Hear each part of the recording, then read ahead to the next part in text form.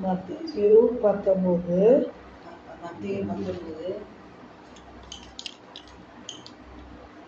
இயேசு இந்த வசனங்களை சொல்லி முடித்த பின்பு அவர் கலிலேயாவை விட்டு யோர்தானுக்கு அக்கறையான யூதேயாவின் எல்லைகளில் வந்தார். திரளான ஜனங்கள் அவருக்கு பின் சென்றார்கள். அவ்விடத்தில் அவர்களை சொஸ்தமாக்கினார். அப்பொழுது பரிசேயர் அவரை சோதிக்க வேண்டும் என்று அவரிடத்தில் வந்து, புருஷனானவன் தன் மனைவியை எந்த முகாந்திரத்தினாலாகியும் தள்ளிவிடுவது நியாயமா என்று கேட்டார்கள். அவர்களுக்கு அவர் பிரதியுத்தரமாக, ஆதியிலே மனுஷரை உண்டாக்கினவர் அவர்களை ஆணும் பெண்ணுமாக உண்டாக்கினார் என்பதையும், இது நிமித்தம் புருஷனானவன் தன் தகப்பனையும் தாயையும் விட்டு தன் மனைவியோட இசைந்திருப்பான். அவர்கள் இருவரும் ஒரே மாம்சமாய் இருப்பார்கள் என்று அவர் சொன்னதையும் நீங்கள் வாசிக்கவில்லையா? இப்படி இருக்கிறபடினால் அவர்கள் இருவராயிராமல் ஒரே மாம்சமாய் இருக்கிறார்கள். ஆகையால் தேவன் இணைத்ததை மனுஷன் பிரிக்காதிருக்க கடவன் என்றார். அதற்கு அவர்கள், அப்படியானால் தள்ளுதற் சீட்டை கொடுத்து அவளை தள்ளிவிடலாம் என்று மோசே ஏன் கட்டளையிட்டார் என்றார்கள்.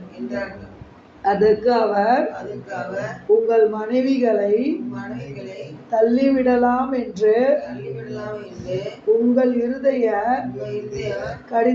கடினத்தின் நிமித்தம் மோசே உங்களுக்கு இடம் கொடுத்தார். ஆதி முதலாய் அப்படி இருக்கவில்லை. ஆதலால் எவனாகிலும் தன் மனைவி வேசித்தனம் செய்தது நிமித்தமே அன்றி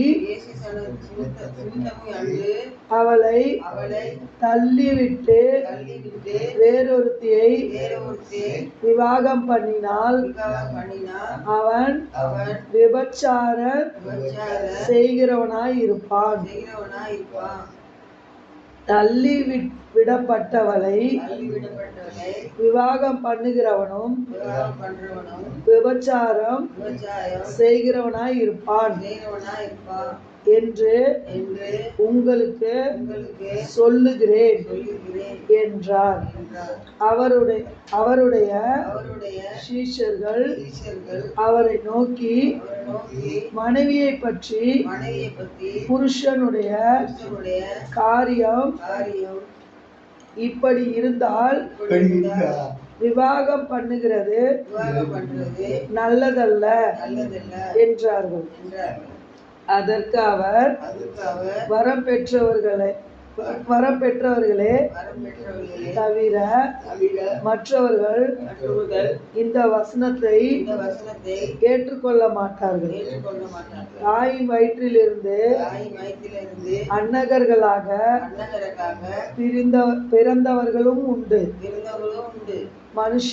மனுஷர்களால் அன்னகர்கள் ஆக்கப்பட்டவர்களும் ஆக்கப்பட்டவர்களும் உண்டு. உண்டு. பரலோக ராஜ்யத்தின் நிமித்தம் பரலோக ராஜ்யத்தின் நிமித்தம் தங்களை தங்களை அன்னகர்கள் ஆக்கி அன்னகராக்கி கொண்டவர்களும் கொன்றவர்களும் உண்டு. உண்டு. இதை ஏற்றுக்கொள்ள வல்லவன் ஏற்றுக்கொள்ள கடவன் என்றார். அப்பொழுது சிறு பிள்ளைகளின் மேல் அவர் கைகளை வைத்து ஜெபம் பண்ணும்படிக்கு அவர்களை அவரிடத்தில் கொண்டு வந்தார்கள். கொண்டு வந்தவர்களை சீஷர்கள் அதட்டினார்கள். இயேசுவோ சிறு பிள்ளைகள் என்னிடத்தில் வருவதற்கு இடம் கொடுங்கள், அவர்களை தடை பண்ணாதிருங்கள். பரலோக ராஜ்யம் அப்படிப்பட்டவர்களுடையது உடையது என்று சொல்லி அவர்கள் மேல் கைகளை வைத்து பின்பு அவ்விடம் விட்டு புறப்பட்டு போனார். அப்பொழுது ஒருவன் வந்து அவரை நோக்கி, நல்ல போதகரே, நித்திய ஜீவனை அடைவதற்கு நான் எந்த நன்மையை செய்ய வேண்டும் என்று கேட்டான். அதற்கு அவர், நீ என்னை நல்லவன் என்று சொல்லுவானேன்? தேவன் ஒருவரை தவிர நல்லவன் ஒருவனும் இல்லையே. நீ ஜீவனில் பிரவேசிக்க விரும்பினால் கற்பனைகளை கைக்கொள் என்றார். அவன் அவரை நோக்கி எவைகளை என்று கேட்டான். அதற்கு இயேசு, கொலை செய்யாதிருப்பாயாக, விபச்சாரம் செய்யாதிருப்பாயாக, களவு செய்யாதிருப்பாயாக, பொய் சாட்சி சொல்லாதிருப்பாயாக, உன் தகப்பனையும் உன் தாயையும் கனம் பண்ணுவாயாக. உன்னிடத்தில் நீ அன்பு கூறுவது போல பிறனிடத்திலும் அன்பு கூறுவாயாக என்பவைகளையே என்றார். அந்த வாலிபன் அவரை நோக்கி, இவைகளையெல்லாம் என் சிறு வயது முதல் கை கொண்டிருக்கிறேன். இன்னும் என்னிடத்தில் குறைவு என்ன என்றார். அதற்கு இயேசு, நீ பூரண சர்க்குணனாய் இருக்க விரும்பினால் போய் உனக்கு உண்டானவைகளை விற்று தரித்திரருக்கு கொடு. அப்பொழுது பரலோகத்தில் உனக்கு பொக்கிஷம் உண்டாயிருக்கும். பின்பு என்னை பின்பற்றி வா என்றார். அந்த வாலிபன் மிகுந்த ஆஸ்தி உள்ளவனாய் இருந்தபடியால் இந்த வார்த்தையை கேட்டபொழுது துக்கமடைந்தவனாய் போய்விட்டான். அப்பொழுது இயேசு தம்முடைய சீஷர்களை நோக்கி, ஐஸ்வர்யவான் பரலோக ராஜ்யத்தில் பிரவேசிப்பது அரிதென்று மெய்யாகவே உங்களுக்கு சொல்லுகிறேன். மேலும் ஐஸ்வர்யவான் தேவனுடைய ராஜ்யத்தில் பிரவேசிப்பதை பார்க்கிலும் ஒட்டகமானது ஊசியின் காதிலே நுழைவது எளிதாயிருக்கும் என்று உங்களுக்கு சொல்லுகிறேன் இருக்கிறேன் என்றார். என்றார். அவருடைய சீஷர்கள் அவருடைய சீஷர்கள் அதை கேட்டு அதை கேட்டு மிகவும் ஆச்சரியப்பட்டு, மிகவும் ஆச்சரியப்பட்டு, அப்படியானால் அப்படியானால் யார் ரட்சிக்கப்படக்கூடும் யார் ரட்சிக்கப்படக்கூடும் என்றார்கள். என்றார்.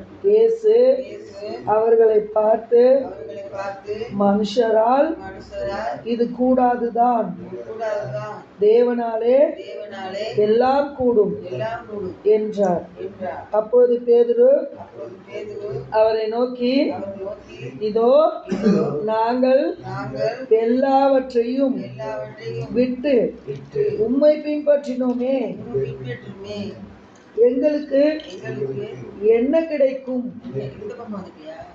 என்ன கிடைக்கும் என்ன கிடைக்கும் என்றான். என்றார். அதற்கு இயேசு, இயேசு மறுஜென்ம காலத்திலே ஜென்ம காலத்திலே மனுஷகுமாரன் மனுஷகுமாரன் தம்முடைய நம்முடைய மகிமையுள்ள மகிமையுள்ள சிங்காசனத்தின் மேல் சிங்காசனத்திலே வீற்றிருக்கும் போது இருக்கும்போது என்னை என்னை பின்பற்றின பின்பற்றின நீங்களும் நீங்களும் இஸ்ரவேலின் இஸ்ரவேலின் 12 கோத்திரங்களையும் 12 கோத்திரங்களையும் நியாயம் விசாரிக்கிறவர்களாக விசாரிக்கிறவர்கள் 12 சிங்காசனங்களின் 12 சிங்காசனங்களில் மேல் வீற்றிருப்பீர்கள் மேல் வீட்டில் என்று என்று மெய்யாகவே மெய்யாகவே உங்களுக்கு சொல்லுகிறேன். உங்களுக்கு சொல்லி என் நாமத்தின் நிமித்தம் நாமத்தின் நிமித்தம் வீட்டையாவது வீட்டையாவது சகோதரரையாவது சகோதரியாவது சகோதரிகளையாவது சகோதரியாவது தகப்பனையாவது தகப்பனையாவது தாயையாவது தாயையாவது மனைவியாவது மனைவியாவது பிள்ளைகளையாவது பிள்ளைகளையாவது நிலங்களையாவது பிள்ளைகளையாவது விட்டவன் எவனோ விட்டுவிட்ட எவனோ அவன் அவன் 100 தனையாய் தனியாய் அடைந்து அடைந்து நித்திய ஜீவனையும் நித்திய ஜீவனையும் சுதந்திரித்துக் கொள்ளுவான். சுதந்திரித்துக் கொள்வான். ஆகிலும் ஆகிலும் முந்தினோர் பிந்தினோர் அநேகர் அநேகர் பிந்தினோராயும் பிந்தினோராயும் பிந்தினோர் பிந்தினோர் அநேகர் அநேகர் முந்தினோராயும் பிந்தினோராயும் இருப்பார்கள் இருப்பார்கள் என்றார். என்றார்.